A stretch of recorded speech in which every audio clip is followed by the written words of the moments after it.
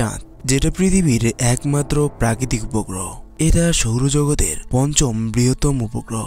আর যেহেতু এটা আমাদের এই পৃথিবীর একমাত্র উপগ্রহ, তাই মূলত এই উপগ্রহটি নিয়েই আমাদের মনে অনেক ধরনের প্রশ্ন উঠে আসে। আর সেই সব প্রশ্নগুলোর মধ্যে কিছু হলো যে চাঁদের দুনিয়া কেমন, এটার কি স্থল আমাদের পৃথিবীর স্থলের মতো, বা চাঁদের ভূপৃষ্ঠে এই গর্তগুলো কিসের, আবার চাঁদের কি নিজস্ব আলো নেই, এতে কি সূর্যের কাছ থেকে আলো শোষণ করে তারপরেই বিকিরণ করে, আর সেটা কিভাবে, বা চাঁদ কি সূর্যের মতো গরম নাকি ঠান্ডা। আর এরকমই অনেক ধরনের চাঁদ সম্পর্কিত প্রশ্নগুলোর উত্তর জানবো। আবার ভিডিওর একদমই শেষে চাঁদ সম্বন্ধে কিছু আকর্ষণীয় এবং অদ্ভুত ফ্যাক্ট জানবো।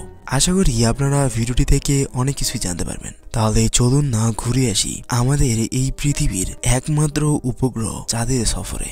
চাঁদ, যা পৃথিবী থেকে 3,84,400 কিলোমিটার দূরে অবস্থিত, যার আয়তন আমাদের পৃথিবীর আয়তনের 50 ভাগের 1 ভাগ। আর বর্তমান পর্যন্ত পৃথিবী থেকে চাঁদে পৌঁছাতে সবচেয়ে কম সময় লেগেছিল আমেরিকাকে, আর যেটা ছিল 3 দিনের একটু বেশি। আর যেহেতু আমেরিকাকে সবচেয়ে কম টাইম লেগেছিল চাঁদে যাওয়ার জন্য, তাই আজকের এই ভিডিওর আমরা যাত্রা হিসেবে বেছে নিব আমেরিকান মহাকাশ যানটিকে। বন্ধুরা, আপনারা হয়তোবা নোটিস করেছেন কিনা, আমাদের রওনা দেওয়ার কিন্তু 3 দিন হয়ে গেছে। আর আপনারা সামনেই দেখতে পাচ্ছেন চাঁদকে। এখন মূলত আমরা ল্যান্ড করব চাঁদের সার্ফেসে। অবশেষে আমাদের ল্যান্ড কিন্তু সফল হলো।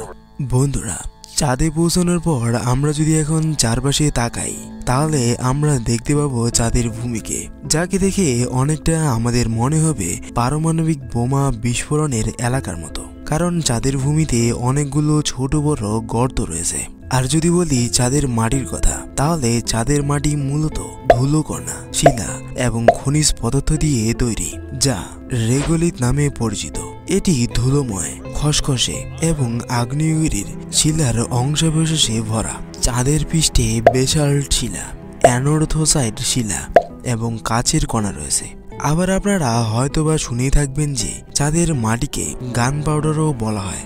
আর এমনটা বলার কারণ হলো চাঁদের ভূমি ধূসর এবং গুঁড়ো ধরনের, যা অনেকটা গান পাউডারের মতো। গবেষণার মাধ্যমে জানা গেছে যে চাঁদের মাটির গঠন খুবই সূক্ষ্ম হলেও এটি ধারালো এবং চটচটে প্রকৃতির, যা সহজেই বিভিন্ন ধরনের সারফেসে লেগে যায়। আর এই বৈশিষ্ট্যের কারণেই মূলত চাঁদের মাটিকে গান পাউডারের সাথে তুলনা করা হয়। তবে এটা আসলে কোনো দাহ্য পদার্থ নয়। কিন্তু চাঁদের ভূমিতে যদি কোনো মানুষ স্পেস স্যুট না পরে বেড়ায়, তাহলে সেই মানুষটি কিছুক্ষণের মধ্যেই মারা যাবে। আর এই মারা যাওয়ার কারণটা হয়তো আপনারা আন্দাজ করেছেন। হ্যাঁ, চাঁদে অক্সিজেন নেই। কিন্তু তার চেয়েও মারাত্মক বিষয়টা হলো চাঁদের মাটি মানুষের জন্য নয়, কারণ এই মাটি অত্যন্ত শুষ্ক এবং ধারালো, এবং এখানে সিলিকন ডাইঅক্সাইড এবং অন্যান্য রাসায়নিক উপাদান থাকে, যা মানব স্বাস্থ্যের জন্য ক্ষতিকর। আর এই সবের গুঁড়া যদি মানুষের ফুসফুসে প্রবেশ করে, তাহলে মানুষের দীর্ঘমেয়াদী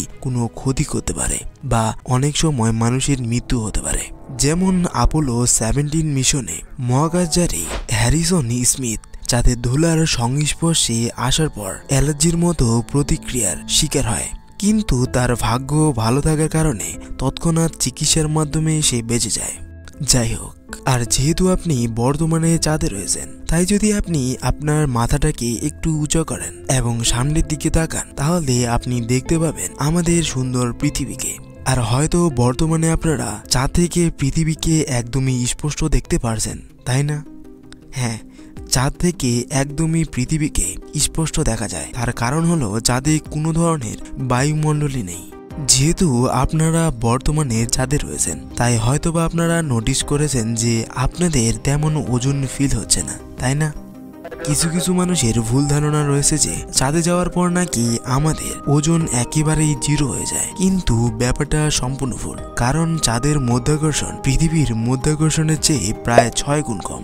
যেমন যদি আপনার ওজন পৃথিবীতে 60 কেজি হয়, তাহলে আপনার চাঁদে ওজন হবে মাত্র 10 কেজি। আর যেহেতু আপনাদের ওজন একেবারেই কম হয়ে গেছে, মানে খুবই সামান্য ওজনে রয়েছে, তাই আপনারা যদি বর্তমানে চাঁদে হাঁটা চলার করার কথা ভাবেন, তাহলে আপনি চাঁদে হাঁটতে পারবেন না। আর এই কারণে নীল আর্মস্ট্রং চাঁদে লাফিয়ে লাফিয়ে বেড়াচ্ছিল। আপনারা দেখতে যান তাহলে আপনারা সামনের দিকে পা বাড়ান। কি মনে হচ্ছে? হ্যাঁ, আপনারা লাফিয়ে লাফিয়ে বেড়াচ্ছেন, তাই না? যাই হোক, হয়তোবা আপনারা লক্ষ্য করেছেন যে চাঁদের পৃষ্ঠে অনেকগুলো ছোট বড় গর্ত রয়েছে, তাই না? তাহলে চলুন না শুনে আসি এই গর্তের ব্যাপারে কিছু তথ্য। চাঁদের পৃষ্ঠে মহাকাশচারীদের সবচেয়ে বড় বিপদ হলো আকাশ থেকে আসা মৃত্যু। হ্যাঁ, আপনারা ঠিকই শুনতেছেন। হয়তোবা আপনাদের ভয় লাগতেছে, তাই না? সমস্যা নাই, কারণ আমরা ঠিকই তো বর্তমানে চাঁদে নেই।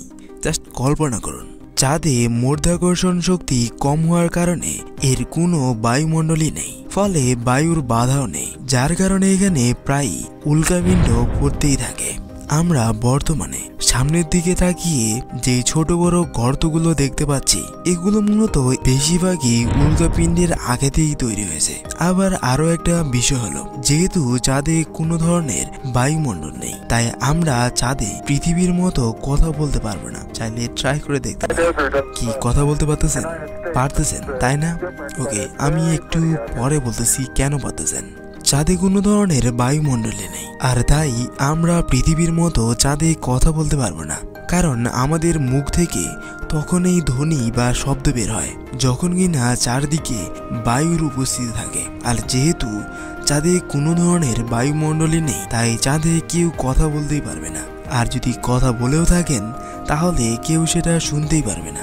আর যদি আপনাদের মনে হচ্ছে যে নভোচারীরা তো কথা বলে, তাহলে তারা কিভাবে কথা বলে? ওয়েল, বলতেছি। মূলত মহাকাশচারীরা একজন আরেকজনের সাথে কথা বলতে পারে তাদের স্পেস স্যুটে থাকা অক্সিজেন এবং নাইট্রোজেন গ্যাসের কারণে।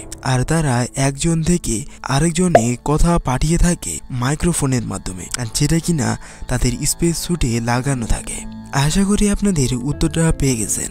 এবার আপনাদের মাথায় একটা প্রশ্ন অবশ্যই আসতেছে যে চাঁদের দিন ও রাত কি আমাদের পৃথিবীর মতোই? ওয়েল, বলতেছি। চাঁদের পৃথিবীর চারদিকে ঘুরে আসতে সময় লাগে 27.321 দিন। এমনকি চাঁদের নিজের অক্ষের উপর একবার ঘুরে আসতেও ঠিক সেম সময় লাগে। আর এই কারণেই মূলত আমরা পৃথিবী থেকে চাঁদের শুধুমাত্র একটি ভাগকেই দেখতে পাই। আর চাঁদের দিনের কথা যদি বলা হয় তাহলে পৃথিবীর 13.5 দিনের মতো, এবং রাতের সময় হয়ে থাকে পৃথিবীর 13.5 দিনের মতো। এবার আসি চাঁদ কিভাবে সূর্যের আলোকে ধরে রাখে, এবং এটা কি সূর্যের মতোই গরম নাকি ঠান্ডা?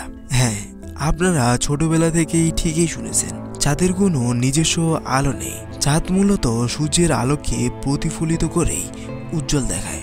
চলুন ব্যাপারটা বুঝে আসি। মূলত চাঁদের পৃষ্ঠে সূর্যের আলো সরাসরি পড়লে সেটা সূর্যের আলোকে পৃথিবীর দিকে প্রতিফলিত করে, আর এই কারণেই মূলত আমরা চাঁদকে উজ্জ্বল দেখি। হ্যাঁ, চাঁদের কোনো আলোকে ধরে রাখার ক্ষমতা নেই, আর যদি থাকে সেটাও অনেক কম। পরে বলতেছি। আর যদি এমনটা হতো যে সূর্যের কোনো অস্তিত্বই থাকতো না, তাহলে আমরা চাঁদকেও দেখতে পারতাম না। ব্যাপারটা অনেকটা অদ্ভুত, তাই না? মূলত আমরা চাঁদকে একটা আয়নার মতো ভাবতে পারি, কিন্তু এটাকে আয়না বলাটা ঠিক হবে না, কারণ চাঁদের প্রতিফলন ক্ষমতা অনেক কম। আর চাঁদের এই প্রতিফলন ক্ষমতাকে অ্যালবেডো বলা হয়। আর চাঁদের অ্যালবেডো ক্ষমতা মাত্র 12%, কিন্তু আয়নার প্রতিফলন ক্ষমতা থাকে প্রায় 90 থেকে 95%।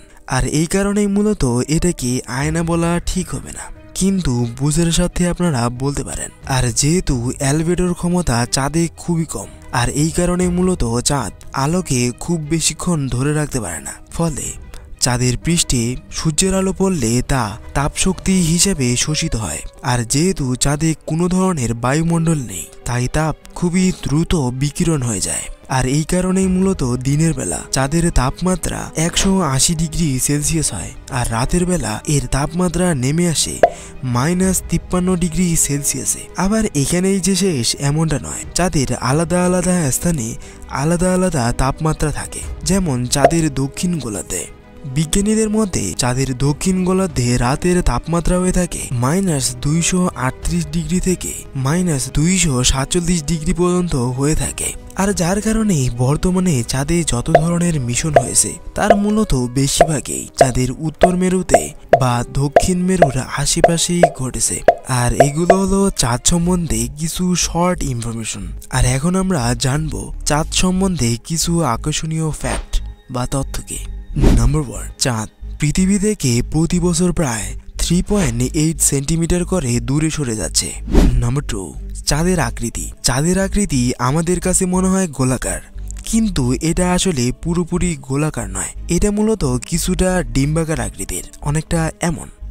নাম্বার 3, পৃথিবীর এই উপগ্রহটিকে আমরা চাঁদ হিসেবেই জানলেও এর মূলত বিভিন্ন সংস্কৃতিতে বিভিন্ন নাম রয়েছে, যেমন ল্যাটিন ভাষায় এটাকে লুনা বলা হয়। নাম্বার 4, চাঁদ থেকে পৃথিবীকে দেখতে অনেক বড় এবং উজ্জ্বল নীল ও সবুজ রঙের গোলকের মতো দেখায়। নাম্বার 5, 1840 সালে সর্বপ্রথম চাঁদের ছবি তোলা হয়েছিল। আজকের এই ভিডিওটি পর্যন্তই। ভিডিওটি ভালো লাগলে লাইক এবং শেয়ার করতে পারেন, এবং আপনাদের এই ভিডিওটি কেমন লাগলো অবশ্যই কমেন্টে জানাতে ভুলবেন না। আর এরকম আরও ভিডিও পাওয়ার জন্য সাবস্ক্রাইব বা ফলো করে রাখতে পারেন। ধন্যবাদ।